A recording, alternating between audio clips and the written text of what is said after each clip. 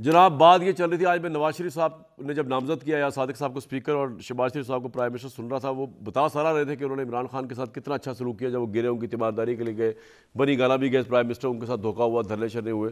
लेकिन जो बात मुस्तफ़ा साहब ने की है ना राजा साहब, बात ये है कि कह रहे हैं कि जी आप PTI के सियासी कैदियों को रिहा करें आपकी गवर्नमेंट, आप कर सकते हैं बशमूल इमरान खान? आप कर पाएंगे? मैं तो आपको अपना तजर्बा बताऊं, इस इलेक्शन में जो हमें सबसे ज़्यादा नुकसान हुआ है मुझे, वो जो ये था कि जो PTI के जो हमारे मुखालफिन थे, उनके जो मुकदमात चल रहे थे, उनकी वजह से जो उनके ऊपर रेड्स होते थे, उसकी वजह से मुझे सबसे ज़्यादा नुकसान हुआ। ठीक, उनको एक ऐसी, आप नहीं चाहते थे ऐसा हो? मैं नहीं चाहता था, मैं तो बिल्कुल विक्टिम कार्ड मिल गया, वो विक्टिम कार्ड मिल गया हमें, तो उससे नुकसान हुआ। और मैं ये समझता हूँ अगर मेरे से मेरी ज़ाती राय ली जाएगी तो मैं यही कहूँगा कि this thing is not going to help. सियासी कैदी रहा हो जाए, सियासी जब आप जेल में किसी को भी भेजते हैं वो ज़्यादा ताकतवर होकर बाहर आता है। ये पाकिस्तान की तारीख है, इसको जुटलाया नहीं जा सकता और ये बार बार साबित हुई है। ठीक, तो मेरी तो राय यही होगी अगर मेरे से कोई मेरी ज़ाती राय ली जाए। लेकिन अब कानून के कोई पार्टी की क़यादत में इतने गट्स या इतना हौसला है कि वो ये कर सके? यकीनन है। देखिए जी, बात यह है कि पहली तो बात है, आज तो जिक्र नहीं किया किसी ने। प्रोसिक्यूशन जो है ना जी, प्रोसिक्यूशन के ऊपर हम तो नहीं कर सकते, हम इस्तगासा तो है नहीं, ना हमने वो मुकदमात दर्ज कराए, ना हम उनके मुद्दई हैं। एक बात का मुझे दुख ज़रूर है जो मैं यहाँ पे भी इजहार करूँगा।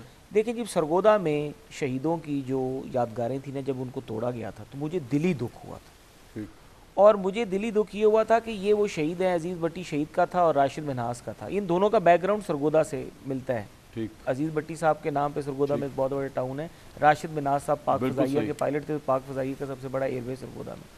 लेकिन मुझे ये इस बात का दुख भी हुआ और मुझे इस चीज़ का, मैंने ये सोचा कि यार हमारी जो मुल्क, जो हमारी कौम है, जो हमारी नई न्यू जनरेशन है, इनको ठीक है सियासत अपनी जगह, लेकिन इन शुहदा को जिनकी वजह से आज हम महफूज अपने घरों में बैठे हुए हैं, जिनकी कुर्बानियों की वजह से जो टैंकों के आगे अपने जिस्मों पे बम बांध के लेट गए, चाहे अब आपको इतराज़ात होंगे नहीं, उन लोगों की जो यादगारें थी उनको अगर इस तरीके से तबाह किया गया, वो बिल्कुल आप ये बिल्कुल। बाकी जो मेरी, अगर मेरी ज़ात का कोई सवाल पूछे किसी को, मैं कहता हूँ मेरे मुखालिफ को बात ये हो रही है कि इलेक्शन के बाद अब क्या आप नया कर सकते हैं। लेकिन मेरे क्या एक इशू है, एक इशू है।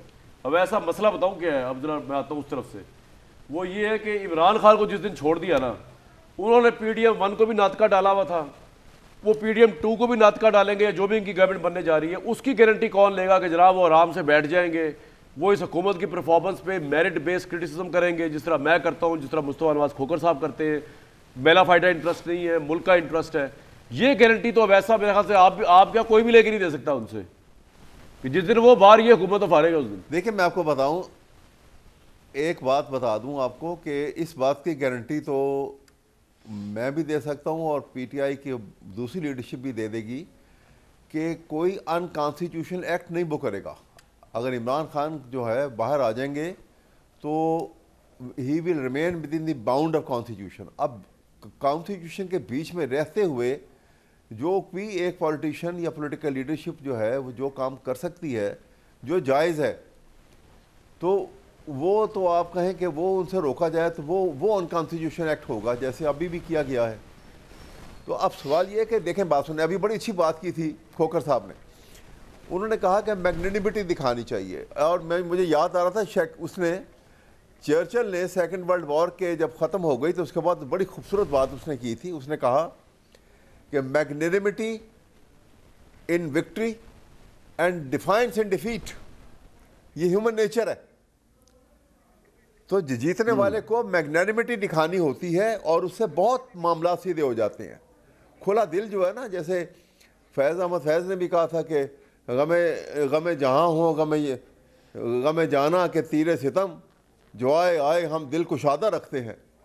तो वो दिल कुशादा रखने से बहुत सारी बातें सीधी हो जाती हैं, ठीक हो जाती हैं। वो मैग्नेनिमिटी तो आपने दिखानी है, जीते तो आप है, ये तो हारे हैं।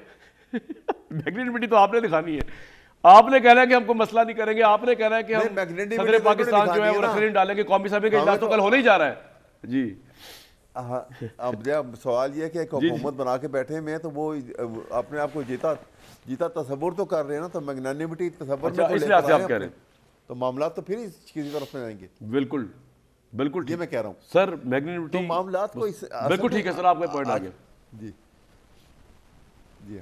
बिल्कुल मैग्नेनिमिटी जो है दिखाने का मौका है इनके पास, और दिखा पाएंगे जितना आप नून लीग को, पीपल्स पार्टी को समझो। तो इनकी इकट्ठी गवर्नमेंट आ रही है ना। और साथ ये सवाल ले लें मुस्तफा भाई कि ये हुकूमत चल पाएगी और कहाँ कब तक चल पाएगी? कामरान भाई, 8 तारीख को जो इस मुल्क में हुआ है वो अनप्रेसिडेंटेड। 8 फरवरी को जी, 8 फरवरी। देखिए, बहुत सारी रुकावटें थी जो पाकिस्तान के लोगों को, जो लोग पीटीआई के लिए वोट करना चाहते थे, उनको अबूर करनी थी। देखें, उस जमात का ना कोई नाम ले सका, ना उनकी कैंपेन चल सकी, ना कॉर्नर मीटिंग्स हो सकी, उम्मीदवार उनके हर जगह नए उम्मीदवार, और जितनी पुरानी पॉलिटिकल विजडम थी उसके मुताबिक यही सब ने अखज़ कर रखा था कि ये 25 से 30 सीटें बहुत हुआ ले लेंगे। लेकिन उस दिन जो हुआ वो अनप्रेसिडेंटेड। ठीक।